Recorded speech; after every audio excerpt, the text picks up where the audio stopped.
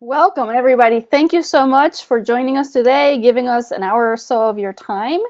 Today's webinar is sponsored by Make Music, which is the company behind Finale and Smart Music. Today's webinar is with the wonderful Dr. Tim. So thank you so much again for joining us today.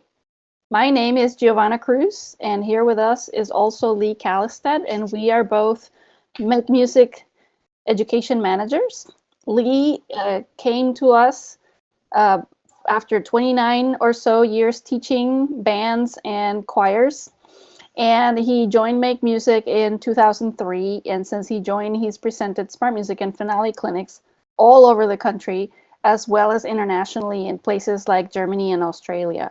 I am a cellist and former music educator. And I taught about 7 years in the Austin Independent School District, where I also used Finale and Smart Music. And since I joined Make Music in 2014, I've also presented clinics in several states around the country. So thank you again for joining us. And here is Lee to tell you a little bit more about how this webinar is going to work. Dr. Tim hardly needs introduction, but in case you haven't kept track of him lately, in '81, he created the attitude concepts for today. He's talked to only about 3 million students with his sessions. He's vice president for Contextual. He has produced several books for GIA publications. He's part of the Essential Elements Band Method books, and he's advisors and advisor capacity for NAM and Music for All, Midwest Clinic Board of Directors, International Band Clinic, American Band College, and then he's involved with Tri-M as well. And we could probably spend the whole time talking about that. I did ask Dr. Tim, as part of this visit, if he could set us up a little bit with how he got started with all of this. He was a student in the music groups, and how did that Tim from those grades become the Dr. Tim that's been all over the place today?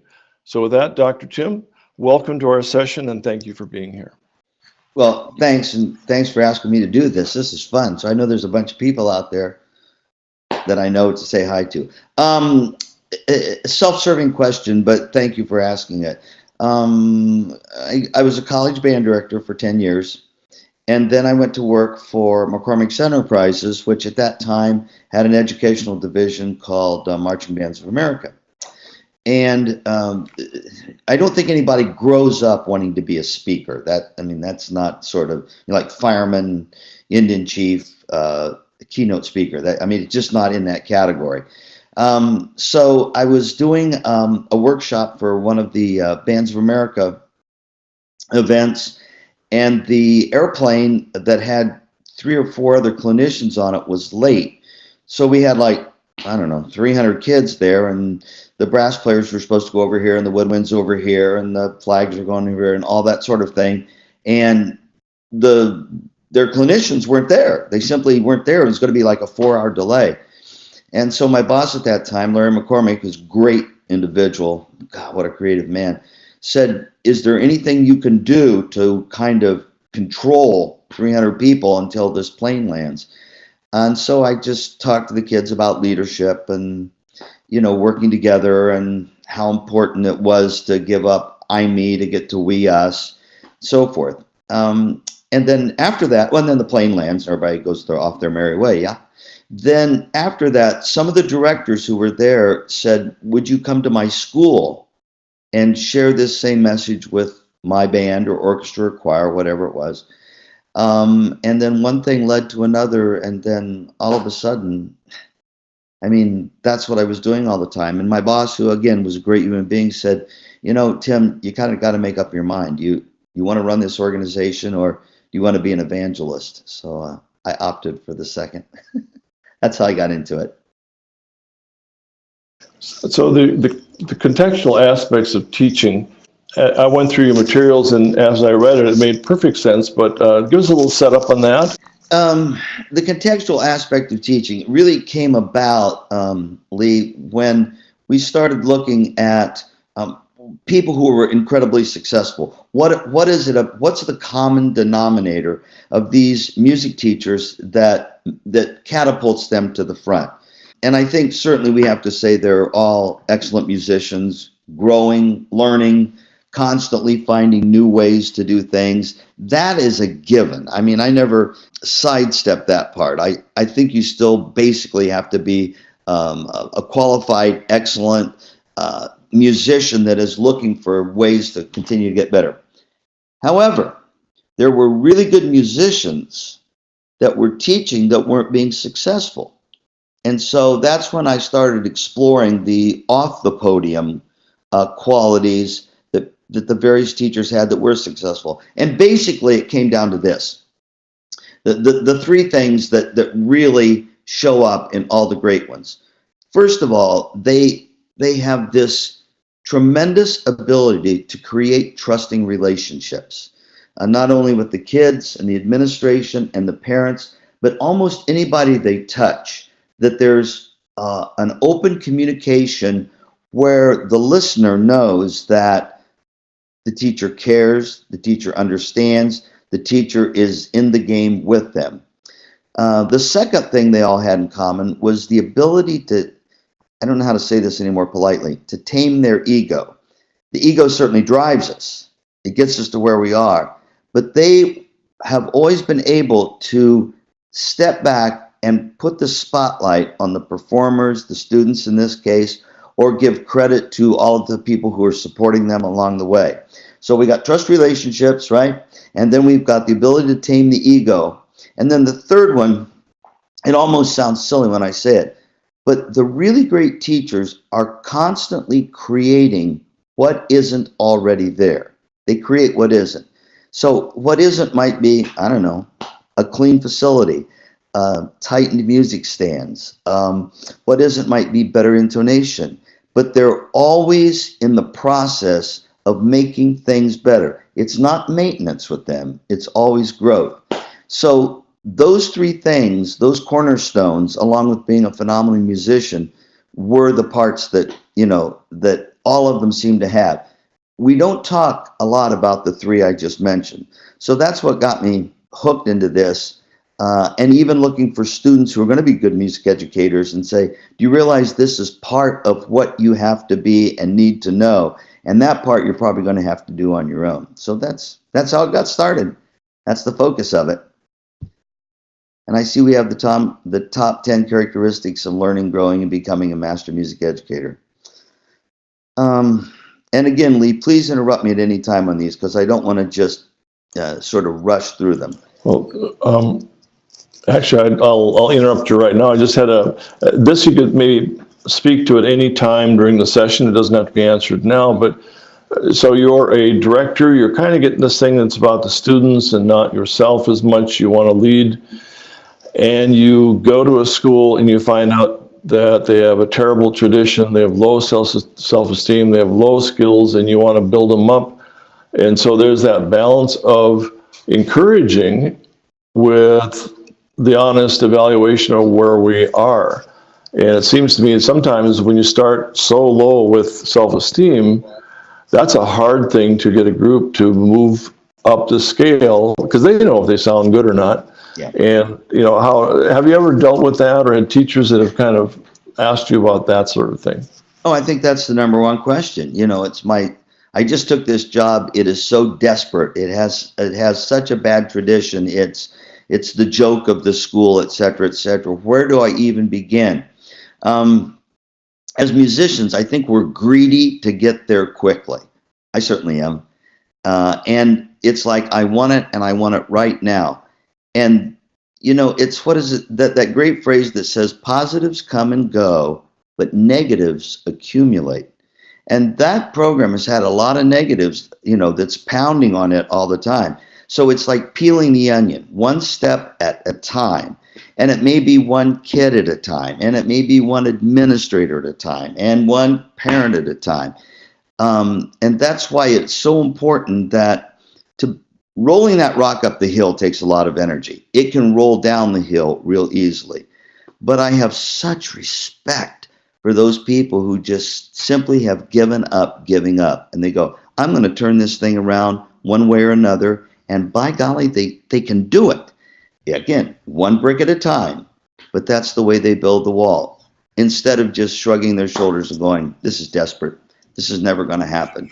Because we all know, everybody that's listening too, we know programs that were toxic waste dumps. And somebody came in and the magic happened. And all of a sudden, here's this school that has this remarkable music program that has never been there before. Sadly, I think, Lee, we also know the phenomenal programs where a teacher came in and it plummeted pretty quickly. So that's how important the teacher is. The teacher makes the difference. And my analogy there is, if you consider what is needed to keep an airplane up in the sky or a hot air balloon up in the sky, it's that teacher in constant attention. You stop for a moment and everything sags. Oh, yeah. So, tying in with this, I'm looking at your number 4 here. Choose to understand before being understood. That was a problem for me for a few years. How do you get teachers' attention on that? That's quite a mind shift from being on a podium and waving your baton and thinking that everybody is, watching you and caring about your world. How do you turn that around for teachers to say, wait a minute, do number 4 here? That's a good one. And, if you can master this one, you can master about anything. And if I'm talking directly to you, Lee, you do it as well, if not better than anybody. You have this incredible ability in a conversation to refocus the energy on the other person. And as a result, everybody's favorite subject is themselves. Right? Psychology and counselors have made a fortune on this one, and they don't say too much except, well, tell me more about that. And then we continue to talk about ourselves for a long time. Once you become secure enough to know that you know your stuff, then stuffing it the right way is the key. And I think for most of us, we're an animal. And when somebody threatens us, we go into survival mode. So that amplifies the importance of the relationships we're building in the first place. Young teachers particularly, who are, let's be honest about it, the podium is one of the last bastions of a dictatorship that we can get away with. They do what we ask them to do, and when they don't do it, and so forth. And knowing your own background, it used to be that if somebody didn't comply, that we would just threaten them. And when it comes to fight or flight, most people, will take flight. They'll give in. And then as time goes on, we find out that those young people are a lot smarter than we think they are or know they are. And we have discovered that if you want to get to a higher level of creativity, you can't threaten them. You have to open up and let them have room to slip and fall and make mistakes and almost encourage that, instead of reprimand it. The number one fear, and this one just knocks me out. The number one fear of teenagers is being embarrassed in front of their friends. And a music teacher can do it faster than anybody. Why? What is it they said? Death is 6 on their fear scale. So that's why we have to really be careful about it and put the emphasis on the child instead of ourselves. And what's hysterical about it is when the tide goes up, all boats rise. So actually, we really elevate with them, is the truth. So does that help you out? Yeah. We have a couple of questions. Thank you so much. We have a couple of questions. I'm trying to edit them a bit, and I may not get it all right. Here's a couple of just information pieces. Sarah wanted to know, Lance, I think, just established their Tri-M chapter this fall. Okay. Any thoughts for new chapters or their advisors? That's either from Lance or from Sarah. That's as good as I can get on my questions there. Tri-M's a remarkable thing. Most people consider it to be an addition to what they're doing. The whole foundation and theme of Tri-M is leadership. And actually, the people who have thriving, robust Tri-M programs, those students do a lot of the work. They do a lot of the hands-on things. And so as a result, it actually takes away from the responsibilities of the teacher, so the teacher can spend more time doing the things like studying scores and all of the things the kids can't do. And here's the most important thing, Lee. It gives ownership to the kids. The kids then own that program. And once we know, once we own something, we take pretty good care of it. Yeah. Here's a comment, and it's a couple sentences here. I was once told that there are essentially two reasons for students to leave your program. One, they move out of your district, or two, bad teaching. This was a mind-changing for me. I started to try teaching to reach every student, encourage them to grow from wherever they were. I found it made it harder for me to accept when students did drop or quit, but it made me a better teacher because I could not allow myself to brush off those students. Oh boy, that's wise. In fact, last night I was with Richard Salcedo, who had his administrators just said, Richard, you can't get them all. And he said, no, but I'm going to spend my life trying to get them all. We did a survey many years ago about why kids quit, and 83% was the same answer, was inability to connect with the teacher. So that's the antithesis of why it's important to create trusting relationships. And you know what? I'm not that good at it. I've spent 50 years teaching, and I'm just now starting to get a little idea of how to shut my own mouth and listen to what the kid or the other person is saying. Well, Dr. Tim, take a look at these four and see if there's any other comments, or we can go to the next three here. We're teeing them up. So here we have 5, 6, and 7. What are your thoughts on this? There's the great thing that says, I'm looking at embrace no limit thinking, that there really are no limits. And that's so hard for the mind to accept. The mind loves parameters. It loves yes or no, black or white. And that way, what is that great thing? It says rules are made for people that can't think, which is a little sarcastic. But the idea is the mind wants to know all the time. So sometimes it will hold us back from trying something different or new because we'll fail. We won't be as good at it. And the comfort level that we all have is let's keep doing the same thing the same way over and over. Well, let's hope it gets better. But of course, that's the definition of insanity. We have to make changes. We have to get out front. We have to take risks. We have to look at the mysterious and the unknown, because it's in there where creativity really flourishes. And I don't know about you, but I'm 70 years old, and now I'm just starting to tiptoe out on that ice to go, oh my gosh, I really could have memorized that score. Tim, why did you wait this long to do it? You wasted your time looking at notes you already knew, et cetera, et cetera, et cetera. We can all become better at every moment. So that's my embrace no limit thinking. We can part of the next one too, Yeah, I don't know if you have time to sneak this story in, but I was at a workshop you did, and you talked about this little school that had hardly any students, and they kept coming out with different instruments and blew everybody away. And that sounds to me like there's no limit thinking. Yeah, the quick version of it is, and thanks for reminding me, by the way, the quick version is it was a little marching band. I think they had like 18 kids. The guy was petrified. And they would go behind these styrofoam rocks and, the whole sea story. But they came out and they played very well with the instruments they had. Then they went back and they all came out with brass instruments and they played this beautiful hymn. And I said to him, who are those kids? He goes, they're the same kids. And I said, all your kids play brass instruments? He said, well, we're going to find out. And it was gorgeous. Then they went back again, Lee, and they came out with woodwind instruments. And I mean, they had bassoons and oboes, and they played this gorgeous fugue.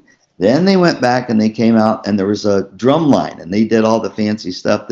Then they went back and came out, and they were all color guard people. So as we were leaving, I put my arm around him, and I said, how did you get them to do this? And his answer was, they don't know they can't.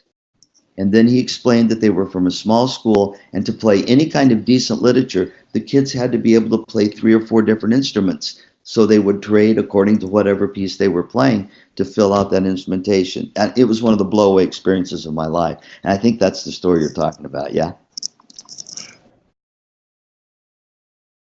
Absolutely. That one just hit me upside the forehead. Is like, wait a minute, it could be that as a director Well, it happened to me actually with some of my beginners. Their standards for how good they should sound were quite higher than mine, because when I was grading them and saying what their grade might be for this exercise, they stopped me and said, "Oh no, are you kidding me? We took a breath here. We didn't tongue here. I played the wrong note there, and 5 reasons why it wasn't perfect." And then they went back to working on it. It's like, okay, I got to up my game. This is where all these great musicians come from, our classes. Absolutely. And we start to believe that the sound we're hearing is good enough. It's what they can do. And that's why it's important to go hear the Chicago Symphony or the Mormon Tabernacle Choirs. Get your ears cleaned out. And all of a sudden you go, wait a minute, that's the sound we're going for. I have the opportunity, because I teach at Butler University part-time, and they have a phenomenal children's choir program. I mean, they have like, I don't know, 155 choirs or something like that. And so I went in and did a little thing for the children's choir, and then they said, we'd like to thank you. And they sang, and I'm gonna cry. It was unbelievable. I mean, here are these 8, 9, and 10-year-olds with these gorgeous voices. So it can be done. It can be done. Excuses are made to support our own inability to go forward. Yeah. Hey, let me take you through number 6 just a little bit here. This ongoing improvement. Where I see that as a challenge for directors is you've been directing quite a long or teaching any subject, and you're in the salary schedule. You can't go to another school. You got a little tired, and status quo is not terrible. And so instead of teaching 30 years, each one unique, you teach the same year 30 times. And do you ever get those teachers that they're a little bit burned out and tired, but there's a spark? How do you turn them around or reach them or get their attention that's really not the best life for anybody? Yeah. First of all, I don't know that I do reach them. And we all make our own decisions on how we're going to treat the most important thing we have in life, which is our time, and how we're going to invest in. I think the mission-oriented teachers are constantly looking for ways that they can advance their own abilities and skills and toolbox, et cetera, et cetera, et cetera. I look at this and I go, it's about motivation, yeah? Motivation comes after you do something. We get excited about something after we do it. We'll like this webinar after it's over with. We like the concert after we've had it. We like our office after we've cleaned it.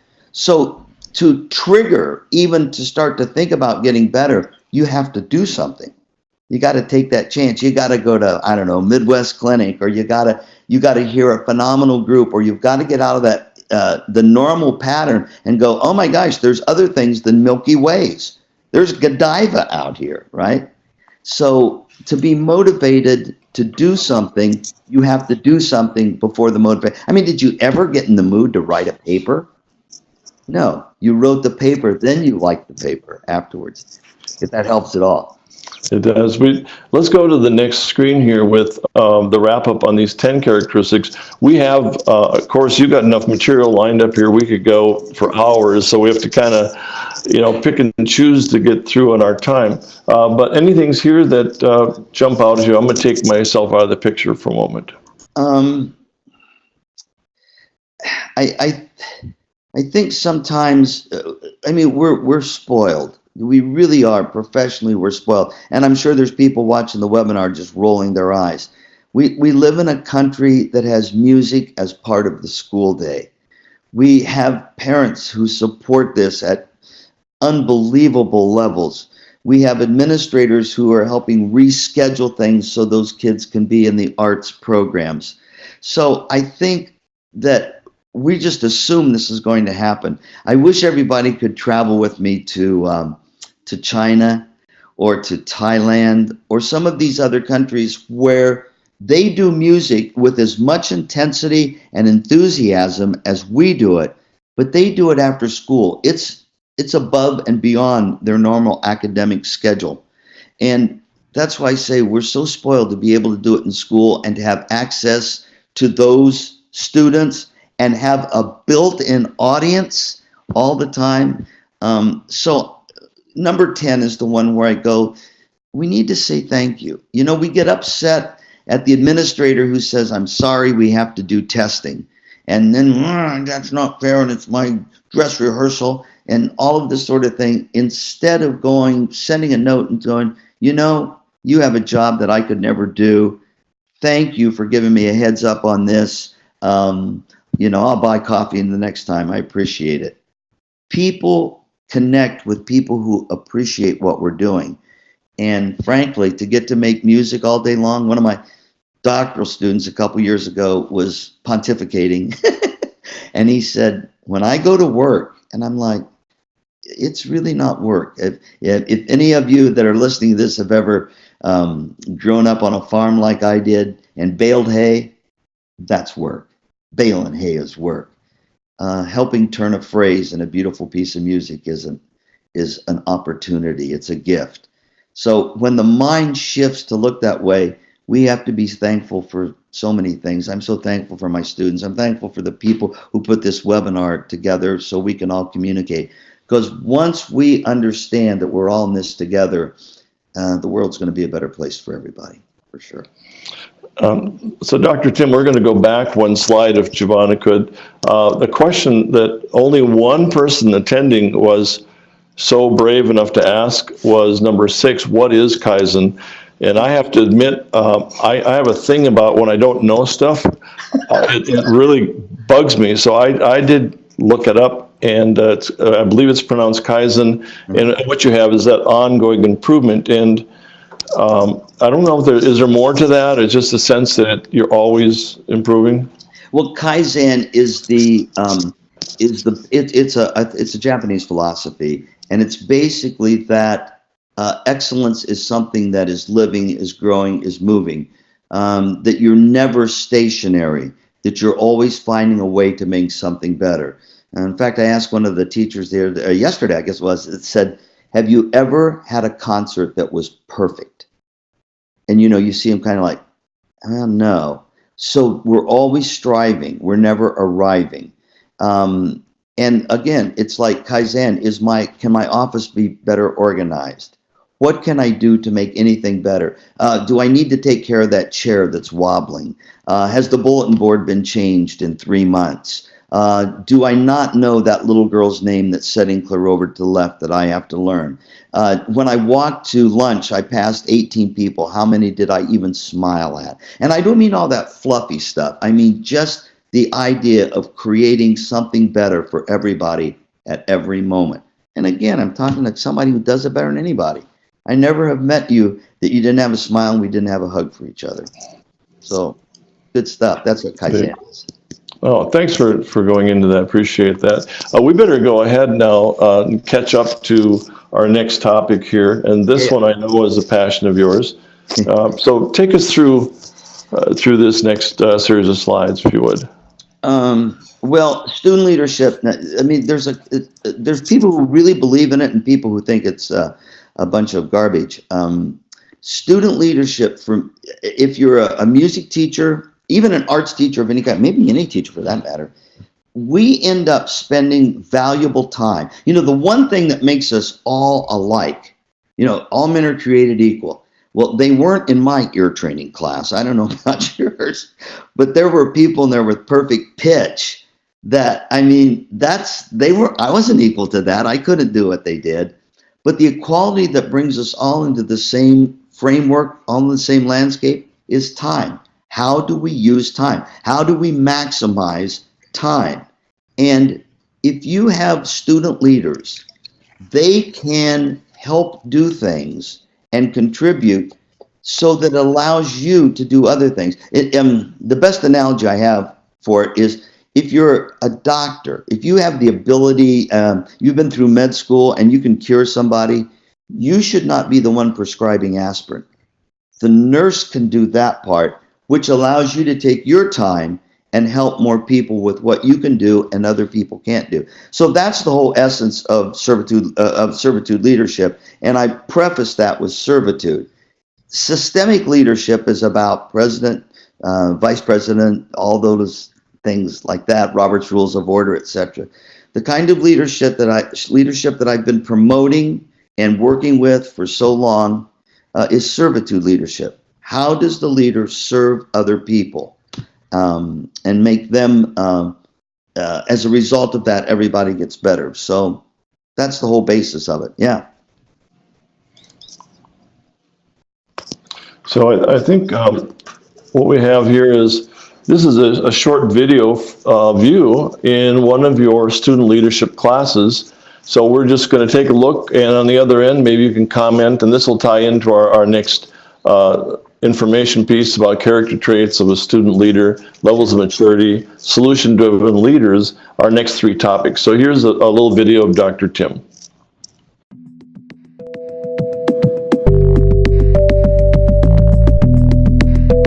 Chapter 1, so you want to be a leader.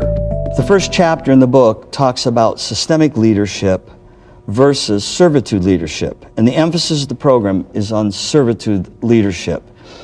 This allows the students that are part of this program to look within themselves to see what character attributes they would like to have to take their organization to a higher level. The exercise that we use to emphasize this is to let them go through what they think makes a great leader, and then look in the mirror and see if they are those things, and then what they don't want the leadership to be, and see if sometimes they might stub their toe on those things. So we can start out this whole leadership thing with developing who you want to be so your followers have the benefits of your own leadership skills. Let's start by writing down the 5 best attributes of your favorite leaders. The ones that you looked up to, those personal character attributes that said, this is why I want to follow you. This is what I admire about you. Somebody give me one.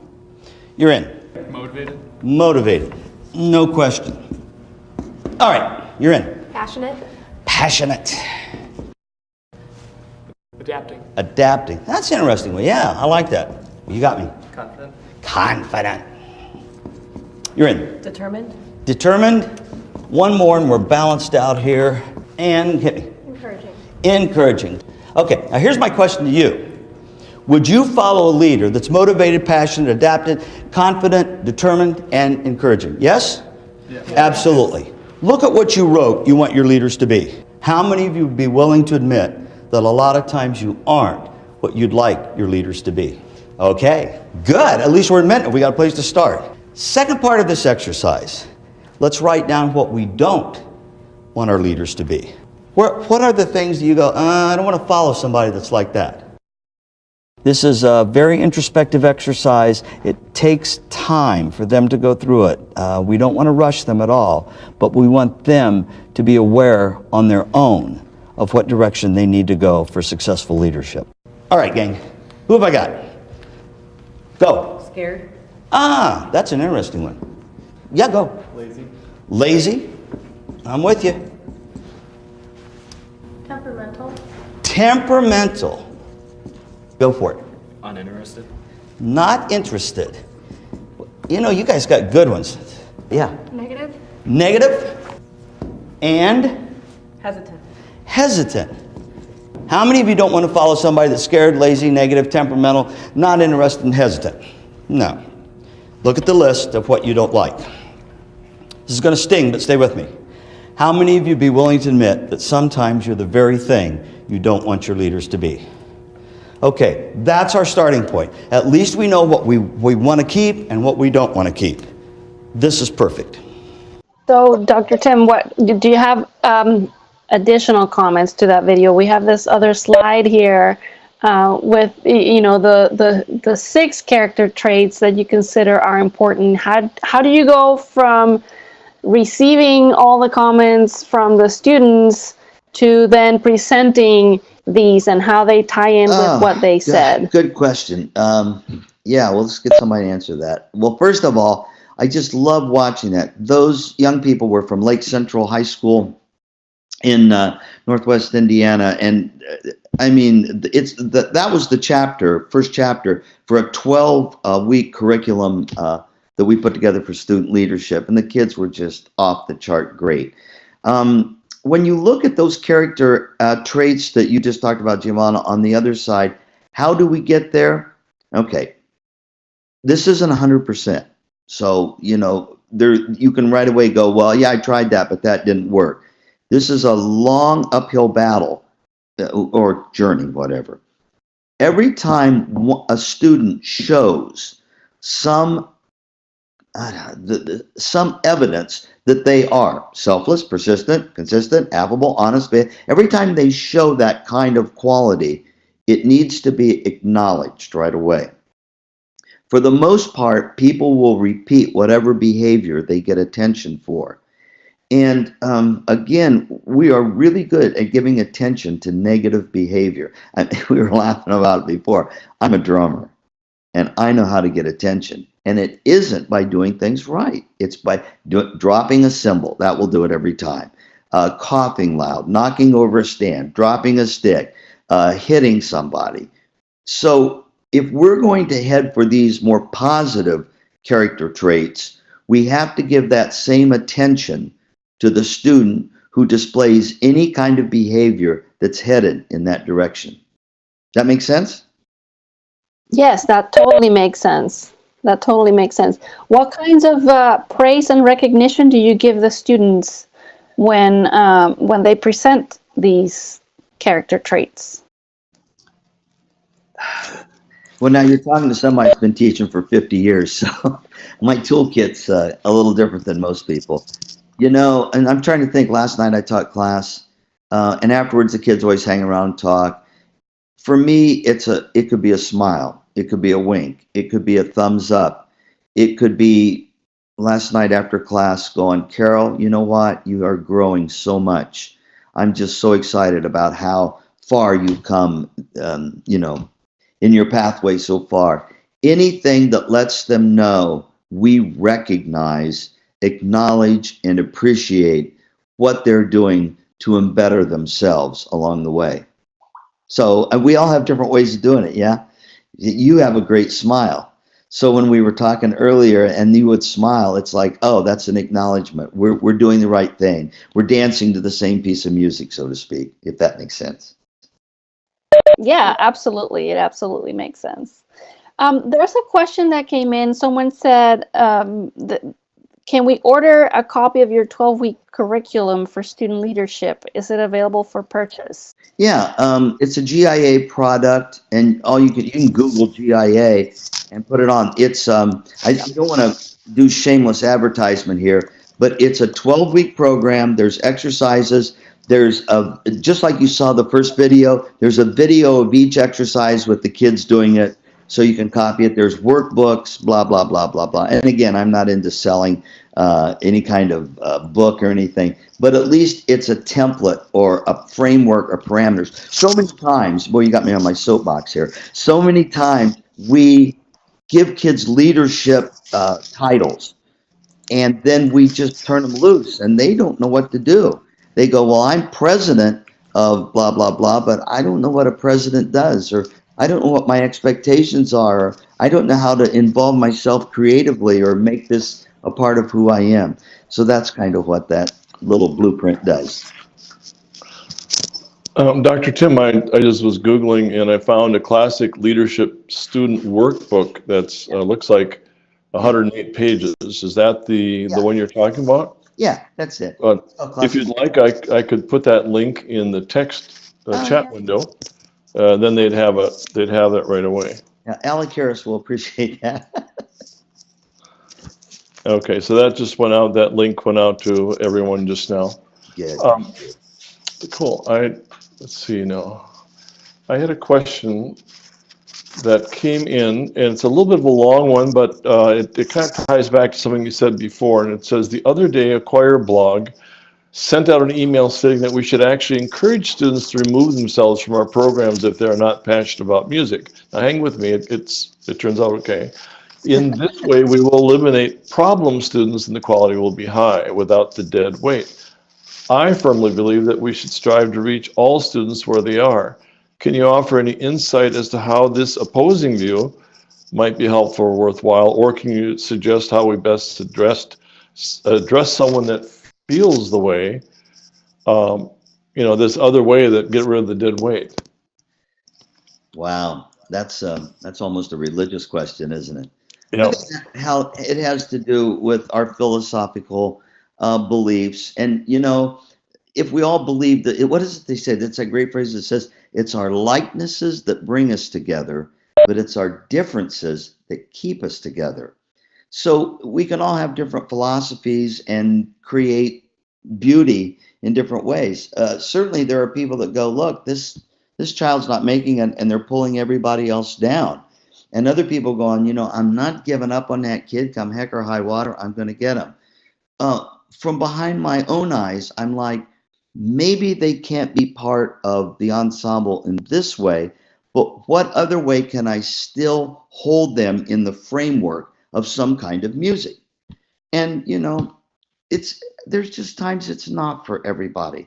But I think that's become a quick excuse for getting rid of people sometimes, instead of going to the nth degree and using every avenue that we know of saying, "Well, come on, let's find something." Maybe they're going to play duets with somebody. Maybe they're going to sing a solo. Maybe they don't have the maturity level to hang out with the rest of the group. I don't think, for the most part, unless the child's pathological, that anybody purposely destroys. That anybody purposely. I just don't think they know how much damage they do. So again, that's in that growth pattern. Where do you want to let go? And there's times I've certainly spent countless months, years, hoping to save somebody, and it didn't work. And there's other times that the magic happened.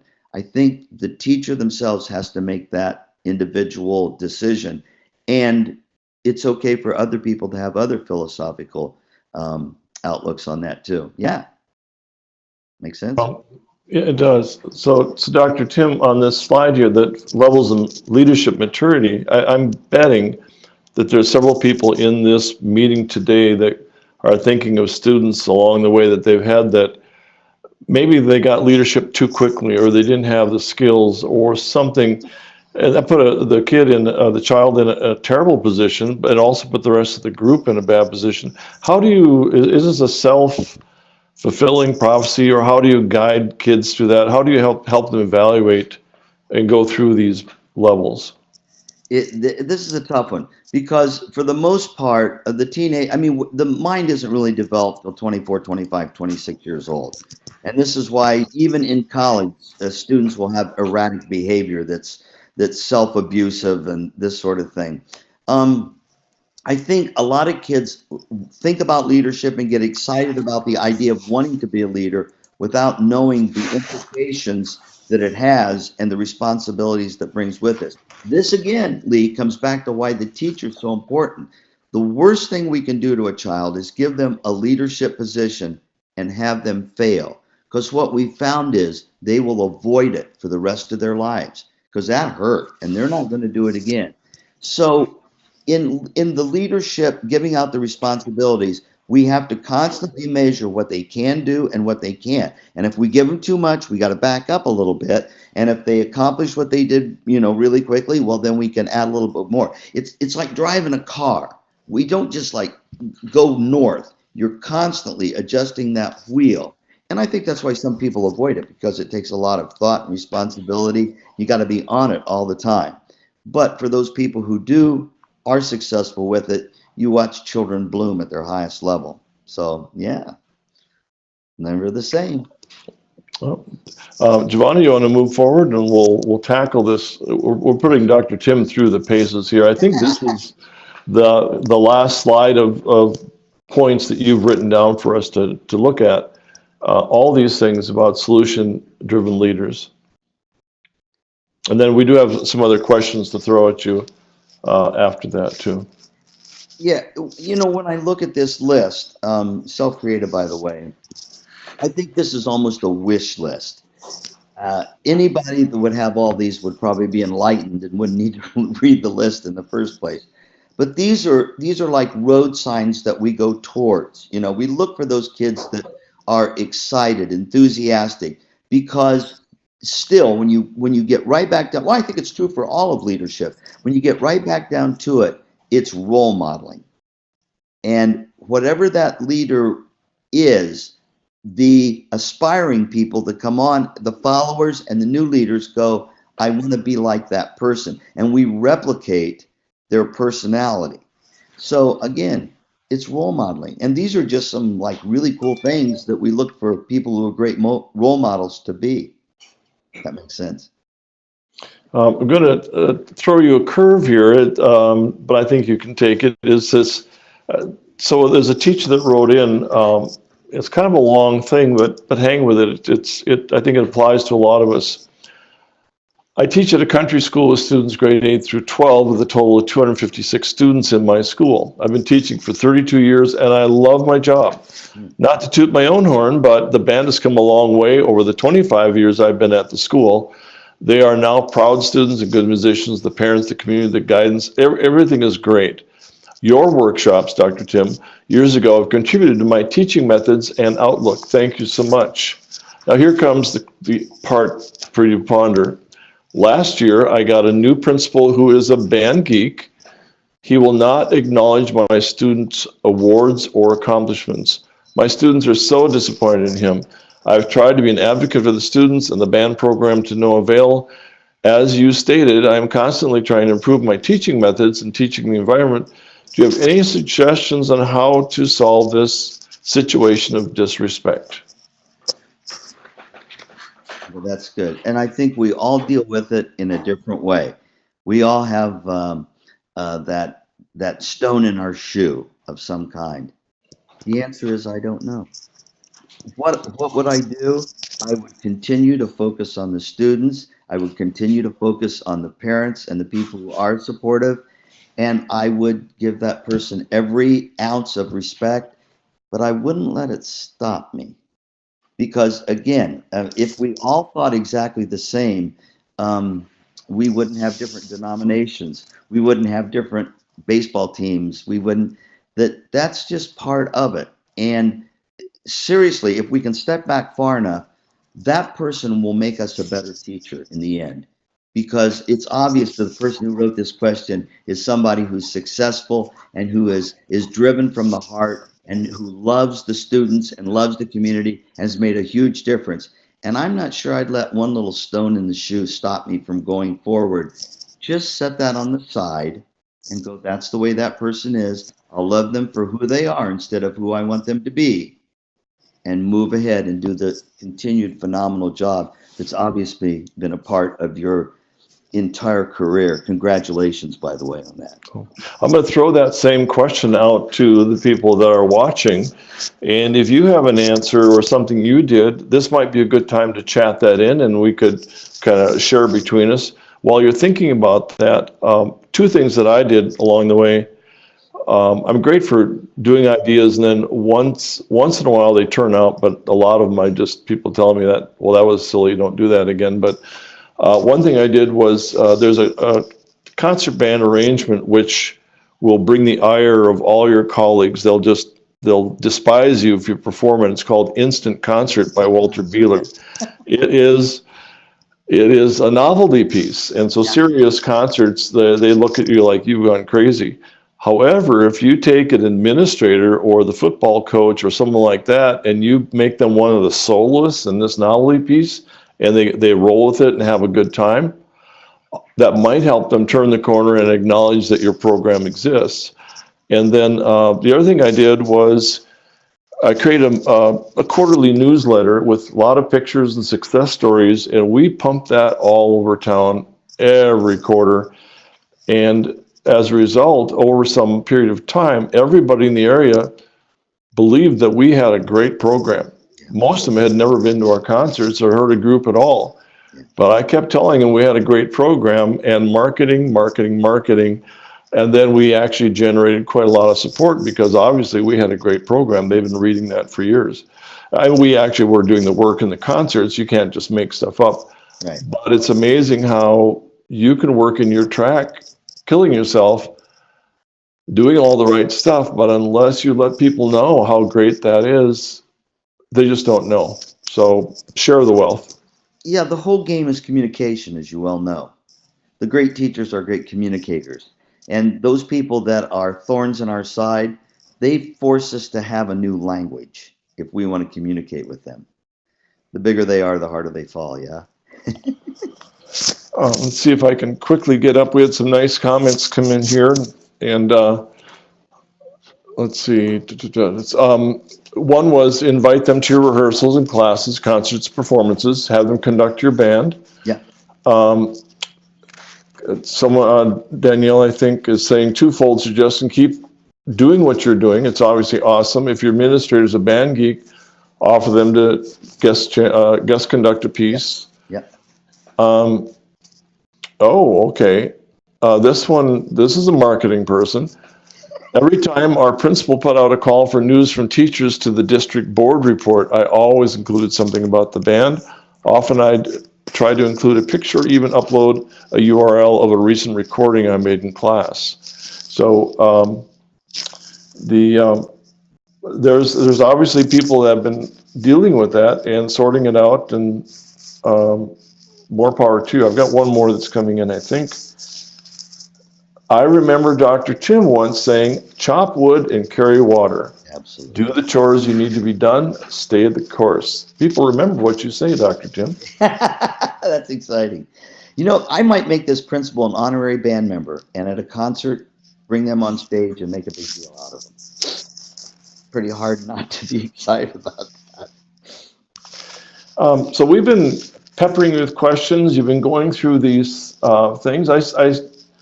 I wonder, going back to the very beginning, you were probably a junior high, middle school band student in the percussion section. And I still wonder, from being that mischievous, I'm guessing, percussionist, to looking at all these groups, talking to 3 million kids, giving all this advice, how did that journey just kind of make sense to you, or how did it happen, or was there some triggering things? You know, we've all had directors that inspired us. It was a little bit more about how you started out as Tim Lautzenheiser and then became today's Tim Lautzenheiser. It's a good question. I really believe that our pathway's laid out. I mean, you know, I'm not sure about predestination, but I certainly think there are signs and opportunities. And if we move that direction, we get to take them. I love music. I love all kinds of music. I think I even love bad music. But I love that. And I love music, and I love sharing it with people. And it's become such an opportunity to allow people to see their unlimited potential. You know, the creative part of the mind that music is part, I mean, that's where it comes from. That's the part of the mind that's going to create the cure for cancer. That's the part of the mind that's going to bring world peace. It's in the artistic part of the thinking where we make the world a better place. And that's just always kind of been that way for me. I love to be with people. I love music. Music is the universal language. How does it get any better? And the rest of it has just shown up, Lee. It's never been planned out. I don't have a, you know, goal setting thing. It's just that I'm around phenomenal people all the time, and the chance to work with them. I mean, it doesn't get any better today. How could it get any better than our time together today? Dr. Tim, whether it's in a large hall with hundreds of people or in our intimate setting here where people can ask questions and see you up close and personal, thank you for so much giving your time and sharing these comments. We just really appreciate it. We're up against our time limit pretty much here, but maybe if Giovanna, if you go back one slide, I just want to show that whether it was Dr. Tim's session or any of the others that are listed here, they are available at Smart Music YouTube channel. And if you look at the topics we have, they're about educational things to help you get better, retaining your students, the big band anatomy chart on, from Gordon Goodwin, Bruce Pearson on warm-ups, Asa Burke on sight reading, all these things that these great educators have shared, and we have them on the YouTube channel. And so if anyone has a last question, this is your last opportunity to sneak it in. But we're going to go to the just the thanks for doing this. In about a day or so, everyone involved here will that signed up will get an email with the link for the YouTube recording. So any last thoughts before we shut you down? Well, thanks to you and Giovanna. I mean, this has been a lot of fun, and thanks to all the people who signed in and signed on and so forth. I think the most important thing for all of us to remember is most of us are here because of a music teacher, somebody who that kind of had a huge impact on our lives, that almost directed our lives. And if that's true, that our lives were influenced by one person, that means that your own students are looking at you the same way. I still think the music teacher is the one who really makes the difference for most people. So thank you for giving up your time and for letting me come and be a part of your life for a little bit. So Giovanna, a last word from you. Thank you, Dr. Tim. You are my idol. I saw you when I was teaching several times at conferences, and it's been such a pleasure to share this hour in what is like a chamber music type conversation with you. So thank you so much. Thank you. You know, and I would add that, and Dr. Tim knows this, and I think we all need to remember the power of that smile or a hug or a quick hi at a convention or a concert or in the rehearsal. It just that, if nothing else, just that little connection every time and that smile, it kind of keeps everybody going. And I know that personally, years ago, you know, that happened with me and Dr. Tim in a quick setting. I'm thinking, well, I'm nobody, and he treated me like I was somebody, and well, okay, you know, and it just kind of lifts us up. So thank you for doing that. We'll look for Dr. Tim everywhere, conventions, clinics, on the web, leadership seminars, board of directors, just going to be there. Okay. But you can find me anywhere. Ubiquitous comes to mind. Okay, on that note, we better sign off. Thank you all for joining us. Thanks. Yep, thanks a lot. Bye.